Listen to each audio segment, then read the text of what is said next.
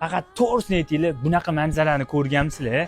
Qaranglar, ayniqsa kechki Toshkent shundoqqina sizlarni hamma joy ko'rinadi. Bu yoq tarafda Mirobod Avenue, Toshkent City. Menga eng yoqqan taraf mana basseynning kattaligini qaranglar. Qo'lingizga kokteylni olib olib, cho'milib, maza qilib kechki Toshkentni ko'rishga gap yo'q. O'zim shaxsan mana shu yerda yashagim kelib ketdi borib. Bu yoq tarafga qaranglar. Shundoqqina finskiy sauna desanglar, finskiy sauna, turetskiy sauna. Bu yoqda endi basseyndan keyin bilasizlar, dush kerak. Marhamat, biz hozir 14-etajda turibmiz. Yaxshilab joylashib, bitta choy damlab olaylik, chunki bugungi video juda ham qiziq bo'ladi, juda ham eksklyuziv bo'ladi.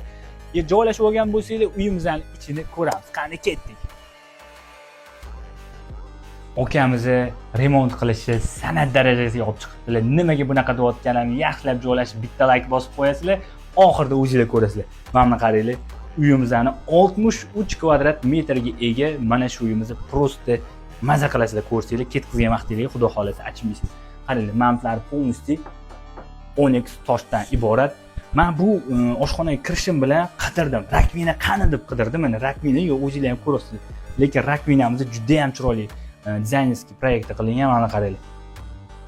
Interyerni umuman buzmaydi. Ishlatasizlar, ishlatib bo'lganinglardan keyin shunday yopib qo'yasizlar va mana yopiladi. Bu yoq tarafga keladigan bo'lsa, mana shunaqa stolga o'tirilgan. Bu nimaga? Mana shunday ovqatlanib, taomlanib ko'rasizlar, dva в одном qilishgan. Gap bo'lishi mumkin emas. Bu yoqqa keladigan bo'lsa, mana shunaqa gostевой, ya'ni oila davrasida deysizlar, do'stlar davrasida deysizlar, qaranglar, PlayStation 5 largacha tayyor holda qilib qo'yilgan. Bu yoqdan shundoqqina balkoni bor, ikkita balkon. Uyimizda birinchi balkon va bunaqasi ikkinchi balkonimiz. Mana sizlarga shu rakursdan bitta ochib ko'rsatib beraman. Marhamat. Balkonni ham o'zingizlar bitta baho berasizlar, juda ham chiroyli. Ana endi sizlar bilan keyingi xonalarni ko'ramiz. Uyimizni qaranglar. Hamma kofe mashinkasi deysizlarmi, xolodilnik qatta deyilganlar uchun mana xolodilligimizda mana shunaqa pachka pullar bu uyga xarid qilsangiz sizni kutib oladi. Bu aniq. Va bu yoqda tak. Marhamat, kotelnik, uyimizning kotelnik qismi полностью isitish tizimiga javob beruvchi va posudomoykalarigacha ko'ryapsizlar. Hammasi brendovый texnikadan qo'ydirilgan, o'tdan oddiy narsani o'zi yo'q. Bu yoqqa keladigan bo'lsak, bitta bolalar yotoqxonasi, bu ham kravat, ham divan o'rnida foydalansanglar bo'ladi. Dars tayyorlash uchun bitta xona. Agar janu astronomiyani o'qiyotgan bo'lsanglar, mana sizlarga teleskop ham olib kelib qo'yilgan. Shundoqqina oyga yo'naltirib, oyga o'rgansanglar bo'ladi. Gap bo'lishi mumkin. Hamma joy to'plik qilingan. Kerak bo'lsa, mana shunaqa datchiklar bilan xonani temperaturasini to'g'irlab qo'ysanglar bo'ladi. Mana buni qaranglar. Bu yoqdan sizlarga ko'rinyaptimi, ko'rinmayapti, lekin bu yoqda oyna bor. Shunda mana bu yerda bosasizlar, oyna ochiladi. Mana buni qaranglar. Bu muzey bo'lmay nima? Qaranglar. Gap bo'lishi mumkin. Qirol Artur qilichi bu yerda nima qilyapti? Men ham o'zimga kirishim bilan bu savolni berdim. Qaranglar, kirishimiz bilan mana shunaqa shkaflar, o'tirib oyoq kiyim kiyish uchun va mana shunaqa katta oyna uyimizni yanada chiroyli qilib, keng qilib ko'rsatib beryapti. Bu esa bizning uyimizga asosiy kirish eshigi. Mana shunaqa zamoklar ko'ryapsizlar. Sensorli va ko'ryapsizlar, parolli qo'ysanglar ham bo'ladi. Bu domofon. Bu esa bizning sanuzelimiz, uyimizning sanuzeli ko'ryapsizlar. Ikkitali kir mashinali, bu ham brendovый, eng oxirgisi.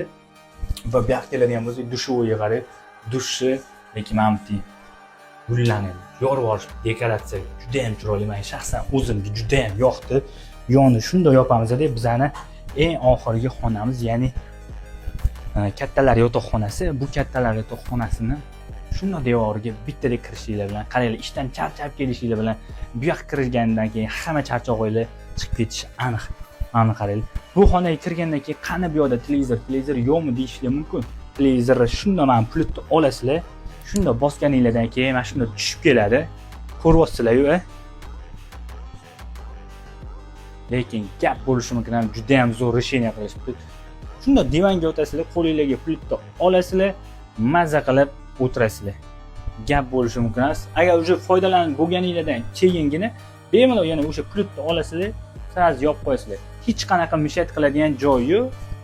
Dizayn interyeri ham umuman buzmaydi. Bu yoqqa keladigan bo'lsa, mana shunaqa shkaflari podsednikka ega ko'ryapsizlar. Bu yoqda o'sha oyna va mana shunaqa ko'rishingiz mumkin. O'zini mana shunaqa balkonchasi bor, kichkinagina oynachasi ham bor.